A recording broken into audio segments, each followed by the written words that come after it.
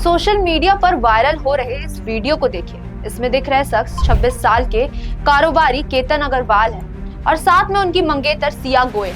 दोनों की जल्द ही शादी होने वाली थी और केतन इस शादी की तैयारियों में पूरी तरह जुटे हुए थे। उन्होंने अपनी शादी के लिए पूरे 17 करोड़ रुपए के एक आलीशान पैलेस का प्लान तैयार रखा था, लेकिन कोई सोच भी नहीं सकता था कि जिस शादी की इतनी भव्य तैयारी चल रही थी उसका अंत इतना खौफनाक होगा।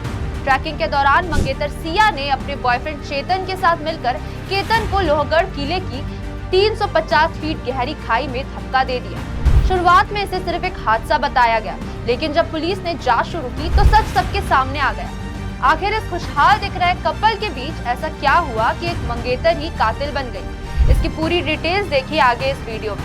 नमस्कार, मेरा नाम है रिया सिंह, आप देख रहे हैं न्यूज़ 26। केतन अग्रवाल पुणे के एक सफल रियल एस्टेट बिजनेसमैन थे और अपनी होने वाली पत्नी सिया से बहुत प्यार करते थे। वो इस शादी को बेहद खास और यादगार बनाना चाहते थे। यही वजह थी कि उन्होंने वेन्यू और बाकी तैयारियों के लिए करीब 17 करोड़ रुपए का एक बड़ा बजट तय किया था। सोशल मीडिया पर उनके जन्मदिन के वीडियोस और तस्वीरें लगातार वायरल हो रही थी, जिससे उनके दोस्त और रिश्तेदार बेहद खुश थे।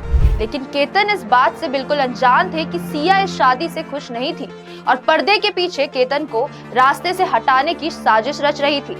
पुणे ग्रामीण पुलिस के मुताबिक सिया गोयल असल में केतन से शादी नहीं करना चाहती थी। उसका अफेयर चेतन चौधरी नाम के एक युवक के साथ था। परिवार के दबाव में सिया की सगाई केतन से तो हो गई थी, लेकिन वो चेतन के साथ ही रहना चाहती थी। ये जो लड़की है सिया गोयल, इसका एक फ्रेंड जो चेतन चौधरी नाम का है, तो इनकी आपस में कुछ 1 साल के आसपास से पहचान थी। तो इन दोनों ने ये प्लान किया और प्लान करने के बाद इस घटना को अंजाम दिया और उस लोहगढ़ किले पे इन्होंने वो केतन अग्रवाल को धक्का दिया और वो नीचे गिरा और उसकी मृत्यु हो गई। पुलिस की जांच में जब दोनों के मोबाइल रिकॉर्ड्स और कॉल डिटेल्स खंगाले गए तो सामने आया कि सगाई के बाद भी सिया और चेतन के बीच हजारों बार फोन पर बातचीत हुई थी। दोनों ने मिलकर प्लान बनाया कि अगर केतन को रास्ते से हटा दिया जाए तो वो हमेशा के लिए साथ रह सकते हैं। पुलिस पूछताछ में ये भी सामने आया कि केतन को मारने की ये पहली कोशिश नहीं थी। इससे पहले दोनों ने एक विदेश यात्रा बाली ट्रिप का प्लान किया था, जहां हादसे का रूप देकर केतन को मारने का इरादा था, लेकिन केतन का पासपोर्ट गुम हो जाने के कारण वो ट्रिप कैंसिल हो गई। इसके बाद घटना से कुछ दिन पहले लोहगढ़ के किले पर ही सिया ने केतन को धक्का देने की कोशिश की थी, लेकिन तब केतन एक झाड़ी को पकड़कर बच गए थे। आखिरकार 18 जून को सिया दोबारा केतन को ट्रैकिंग के बहाने लोहगढ़ किले लेकर गई।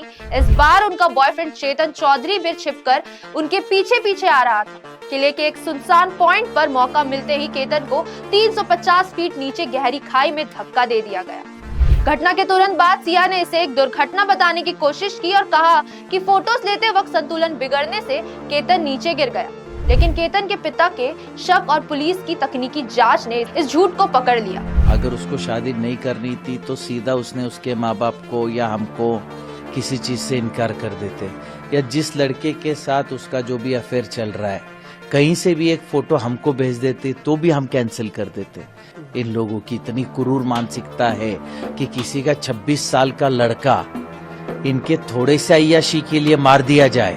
आज मेरा बेटा चला गया है, इसके पूरे जिम्मेदार सिया है और उसका बॉयफ्रेंड है। मैंने सिया को सब कुछ अपने बहू के जैसे माना था, उसने बहुत बड़ा मेरे को धोखा दिया है और मेरे को बहुत झूठ बोला है। देखा जाए तो अभी बहुत सारी चीजें बातें आ रही है, बहुत झूठ बोला है उसने मेरे साथ। सीसीटीवी फुटेज, मोबाइल लोकेशन और कॉल रिकॉर्ड्स के पुख्ता सबूतों के आधार पर पुणे पुलिस ने सिया गोयल और चेतन चौधरी को गिरफ्तार कर लिया है। कोर्ट ने दोनों आरोपियों को पुलिस कस्टडी में भेज दिया है और मामले की आगे की जांच जारी है। इस घटना ने सबको हैरान कर दिया है कि कैसे सोशल मीडिया पर दिखने वाला प्यार पीछे इतनी बड़ी खूनी साजिश छुपाए बैठा था।